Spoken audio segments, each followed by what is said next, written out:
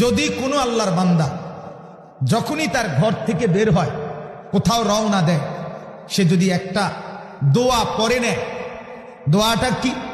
বিসমিল্লাহি তাওয়াক্কালতু আলাল্লাহ লা হাওলা ওয়ালা কুওয়াতা ইল্লা বিল্লাহ। এই আল্লাহর উপরে তাওয়াক্কালতু, আল্লাহর উপরে তাওয়াক্কুল করে বের হলাম। নবীজি বলেন সাথে সাথে আল্লাহর ফেরেশতা ওই ব্যক্তিকে 4টা পুরস্কারের ঘোষণা দিয়ে দেন।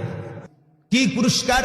এক, আল্লাহর নবী সাল্লাল্লাহু আলাইহি সাল্লাম বলেন, ফেরেশতা বলে দেয় হুদিতা, এক, তুমি এই দোয়ার বরকতে, আল্লাহর উপরে তাওয়াক্কুলের বরকতে সঠিক পথ পেয়ে গেলা। ওয়া কুফিতা, আল্লাহ তোমার জন্য যথেষ্ট হয়ে গেলেন। ওয়া ওয়াকিতা, সমস্ত বিপদ থেকে বেঁচে গেলা। ওয়া তানাহা আনহু শাইতান, শয়তান দূরে সরে গেল।